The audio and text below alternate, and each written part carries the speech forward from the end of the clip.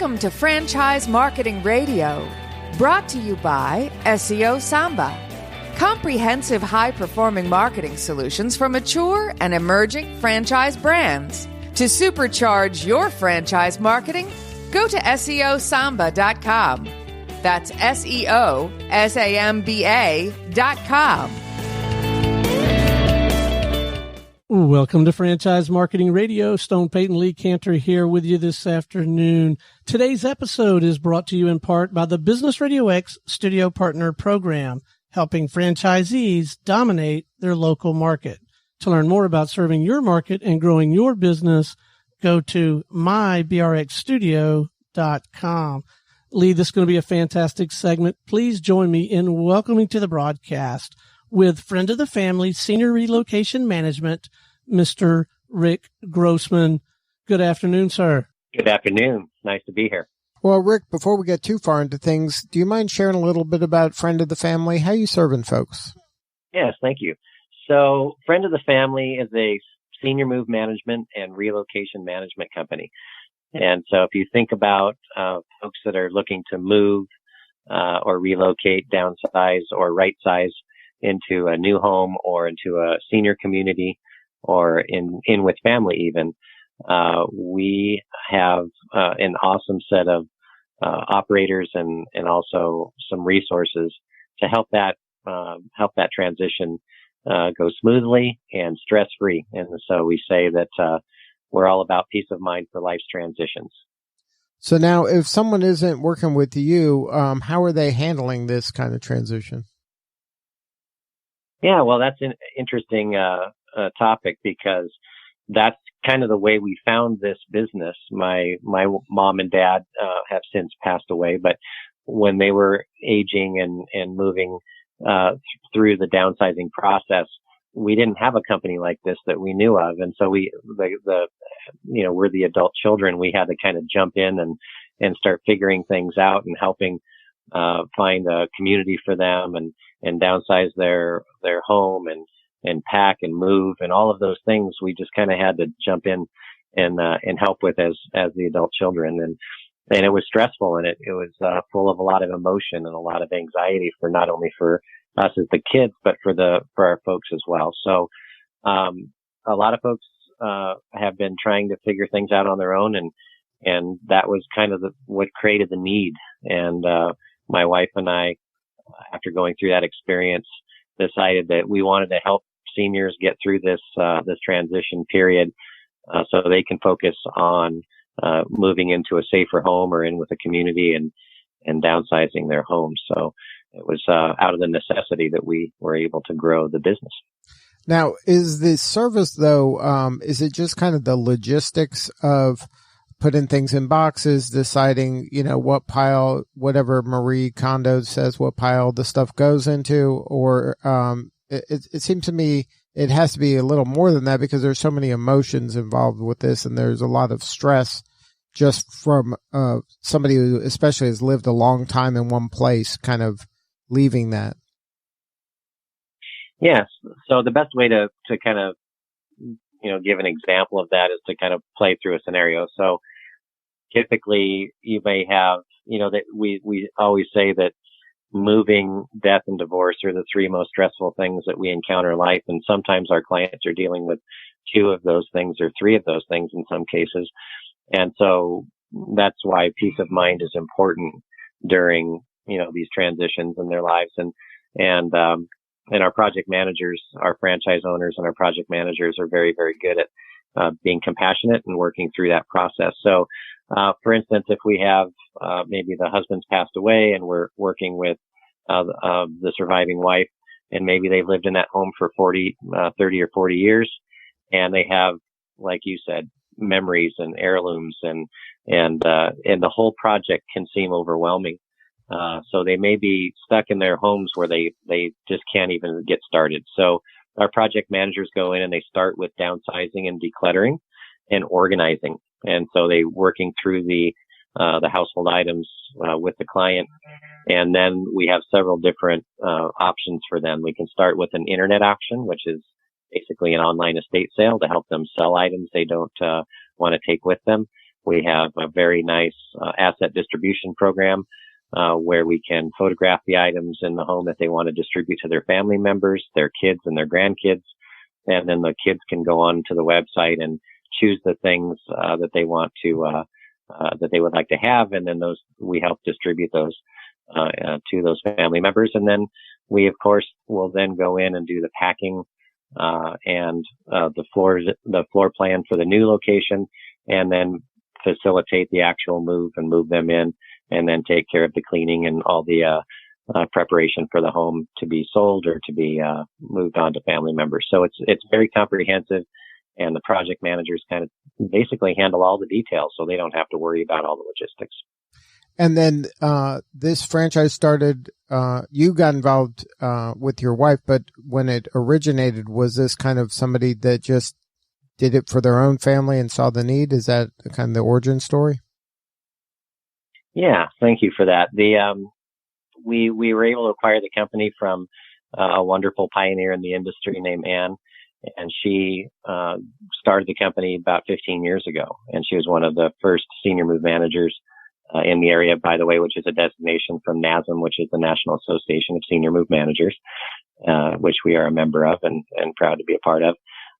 But then that association also offers a lot of resources and guidance and training for folks. But her story started from her helping with her own family and friends, and that's how she came up with the name.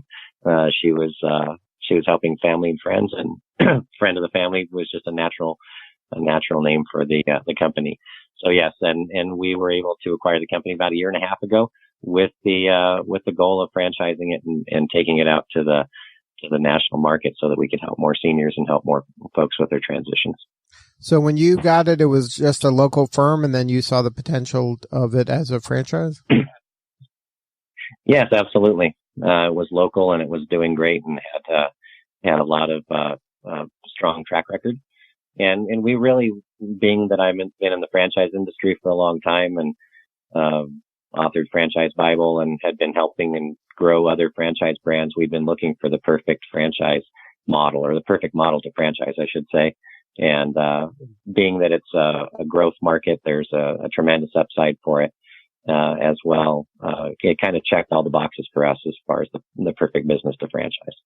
Now, you mentioned that you've been working in the franchising industry for a long time in a variety of roles, including the co-author of the 8th edition of the Franchise Bible itself. So you've seen lots and lots of franchises. What was the thing that kind of caught your eye about this one? So, you know what?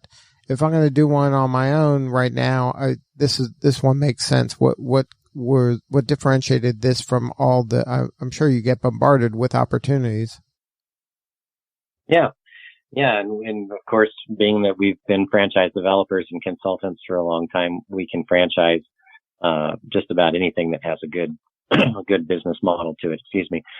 So we were looking for something that was part of our passion, right? And being that we've been through this with my folks, and my wife and I both going through that experience, and my wife has a background in real estate and in organizing, and so it was a perfect fit to get her involved. But I evaluate franchise opportunities just about every week, and we wanted to be able to check all the boxes. So the first thing that we always look for with a franchise is there a sustainable upside to the market?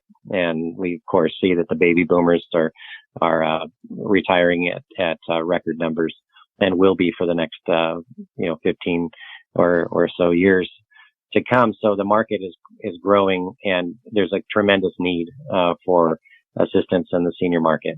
They're really looking for help, and that was a big part of it. And then we looked at all the other elements, and I would say that this is kind of the scoop. We're giving Franchise Marketing Radio the opportunity to kind of spread the word for us, because we're just debuting what I call the hybrid franchise. And what that means is that we're taking away some of the restrictive side of franchising, and we're giving the freedom for folks to join this franchise like never before. So what that means is we're taking away things like minimum royalties and and big franchise fees up front and offering 100% financing. And we even created something called the leave anytime guarantee, which means if it's not a good fit down the road, then we'll allow a very easy exit for somebody to leave the system. So now, but does it still have the framework of a franchise with FDD and the kind of regulations that franchises have? Yes, absolutely. So the franchise disclosure document, franchise agreement, everything is still in place. That we've just basically taken some of those more restrictive elements and softened them up a little bit. So what we want to do is we want to attract the people that are a real good fit for franchising, and a real good fit for this model, and a real good fit especially for our customers. We want the compassionate franchise owners that are going to really give our customers the absolute best service, and take away some of the hurdles that you may find with some of the others. Now, is the ideal franchise owner for this service, are they an owner operator, or is this something that somebody can, kind of build an empire around? Well, that's a good question. We have 3 different levels of the ideal candidate. One is the solopreneur. That's somebody that's just going to want to own and operate kind of a low profile business that will be a great, income source, but be very flexible. And that might be an individual that wants to focus on the individual one-on-one job and not have employees. The next level up is what we call a small staff. And that small staff model where you have organizers and packers on your employee staff, and then some subcontractors that work, of course, for different elements of it. And then for the enterprise level, somebody that wants to have a large crew and maybe even and branch out into some of the other symbiotic services that go along with the relocation. There's a good fit for just about anybody that has interest in owning a business. Now, when you make the move from having kind of a business by itself, and now you say, okay, now I am raising the franchise flag and this is going to be a franchise. How do you attract kind of that first and second person that kind of, you got to get them to believe what you believe and get on the same page and share that same dream? How do you do that logistically? Yeah, that's a great question. And a lot of franchise organizations struggle with this process of finding those first franchise owners. And it's something that we've kind of specialized in for many years here at Franchise Hub. In the book, I talk about the early adopters and finding early adopters. And those are the folks that are willing to be the first ones and are excited by the challenges that come with being on the ground level. And they are willing to jump in and be a part of that growth. So we've already selected our early adopters. So we have 4 locations outside of our corporate store. So we have 5 total locations. And we're working with a handful of folks all over the country here to continue that early adopter phase. Once we get through that early adopter phase, we then will expand the marketing. That's, like I said earlier, we're kind of debuting the hybrid franchise and kind of just now starting to go into different elements of the marketing plan, because we're starting to move through that early adopter phase and into what we call the proof of concept phases, which will be coming in the next several months. And that is a progression, right? You got to kind of earn your way up the ladder. The first marketing that goes to these early adopters is not necessarily how the 100th franchise is going to be. You're going to attract a different person who's going to buy into the 100th franchise than that would buy into the second. Yes, absolutely. So we're really looking for, especially the early adopters are folks that we connect with in our circle of influence and our group of folks that we know and people that have been watching and interested in what we're doing here. Once we onboard the early adopters and we help them grow and help them get their successes under their belt, we then can start to market to other like kind or people that resonate with the brand. So a good target would be folks that already work with seniors in other areas, either senior real estate specialists or folks that work in social services or folks that work for senior communities or folks that have some kind of background in that industry, so that they may be folks that resonate well. And so we would then expand our marketing efforts to help find and recruit like-minded folks in that greater marketplace. Now, is that a model that transfers to other industries? Like if somebody has an emerging franchise in different, like say accounting or payroll or something else, would that kind of first group you go after be somebody who has complementary services? Is that kind of part of the playbook when you're franchising? Yeah, and that's what we talk about in Franchise Bible a little bit with that early adopter philosophy, which is something that has been part and parcel with our programs for years. But getting those early adopters on board and then moving outside of that because in your early adopters, you'll be able to identify kind of the traits of the individuals that make sense with that brand. And then you can go in and find similar like-kind individuals in different areas of the country by expanding your marketing with that profile. So now tell me a little bit about your backstory. How did you get involved in franchising and what drew you to franchising? Yeah, so way back in the good old days, I was in college and I was a marketing major, and I had a business in the entertainment business. We were event coordinators and DJs and all of those fun party type services that we had going in high school and college. And I was in college and I kind of stumbled into a class one day that was talking about expanding businesses, and I was very entrepreneurial and had my business in high school and all the way through college, and decided I wanted to expand it somehow. And this gentleman came in and was a guest speaker and was talking about franchising, and the light bulb went off. And ever since that day, I've been kind of crazy about franchising. So I franchised my first company in college as a project, and grew that to about 50 locations across the United States in my early 20s. And then franchised another company in the travel industry and grew that to about 150 locations in short order, about 2.5 years.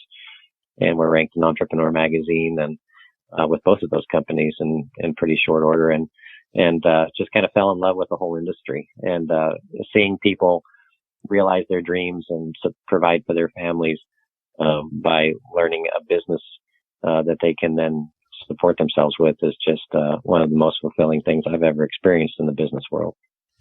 Now, what draws you to franchising as the way to expand? Like, what is it about it that I guess you've cracked the code that you can do this pretty predictably and reliably? What about the kind of the process of franchising as opposed to, all owner-operated stores or licensing or all the other variety of ways to expand? Yeah, well, I always say that franchising is the most successful business expansion model in history. And if you compare it to everything else, that you can kind of see the pros and cons. But on a big corporate model, of course, you're going to have to fund all of that, and not only the expansion of those locations, but all of the employees and staff and everything else. So corporate expansion is very expensive and is also much more difficult to man and have coverage for staffing. Whereas a franchise model, of course, every location is operated by the owner operator, and they will either staff it themselves or staff it with a small staff of their own and oversee that. So it's like having a regional manager in every location. And a franchise owner, it's their business. They don't work for us. We work for them. It's a servant leader model. And I write about that in the book as well. But we're here to serve the franchise community. They don't work for us. We work for them. So in that model, we're doing everything we can to remove the hurdles and help them grow. And they're focusing in on their market and their customers and their staff. And they're the ones that are putting in the late hours to build their business. And you really tap into the entrepreneurial spirit, or what I call the flame, in every individual, and you get an amazing outcome from that you don't see in other models. So licensing is similar to franchising. The one difference is the control or the ongoing relationship. And control doesn't mean negative control. What that means is we're protecting the brand by having an ongoing relationship with the franchise community and making sure that we're supporting them in their effort to grow. And so if you look at the three legs of the stool, sharing a brand name, having some kind of ongoing fee, and then that last level or that last element, which is that ongoing relationship, the license, you take that one, you generally take off the ongoing relationship, and it just doesn't have the same level of business building. And that's why when you look at the world of franchising globally, you see that there's tremendous success stories all over the world with franchise models being the most successful growth pattern. Now, getting back to friend of the family, you mentioned solopreneurs as a candidate or somebody in a complementary industry. Do you think you're going to find that people that are drawn to this franchise or this kind of industry are ones that have been personally affected by a parent or a loved one going through something, so that it really kind of emotionally resonates with them, and then this franchise will be a way for them to kind of serve that community and help people have an easier time going through something that may have been difficult for them? Yeah, so far that's been a pretty common part of the story. Our first franchise owners have had similar experiences, or they're already working in the industry and have a passion for helping seniors. And of course, we do any kind of move and even corporate moves and different types of moves and transition logistics. But the majority of our industry is in the senior space. And so it certainly does help. Now, if somebody wanted to learn more about this hybrid model or about the friend of the family senior relocation management franchise as a whole, is there a website? Yes, myfriendofthefamily.com. And on that website, you will find a franchise tab, and you can click on the franchise tab, and we have kind of a self-navigating discovery process, so folks can explore the franchise at their own pace. If they have questions, there's a franchise help desk phone number. We're standing by to help them through the discovery process. Buying a franchise or starting a franchise is a big decision. We certainly have no pressure at all. We're looking for the right people. And that's really what we've designed our awesome website with SEO SAMBA and have that process in place to help folks do their investigation at their own pace. And if somebody wanted to get their hands on the Franchise Bible, where can they find that? It's available on Amazon, and you can also click on myfranchisehub.com or any of the other book outlets that you might find, and it's available at Barnes & Nobles and all the other bookstores as well. Good stuff, Rick. Thank you so much for sharing your story. Thank you. I appreciate it, and we look forward to working together with you in the future. All right. This is Lee Cantor for Stone Payton. We will see you all next time on Franchise Marketing Radio.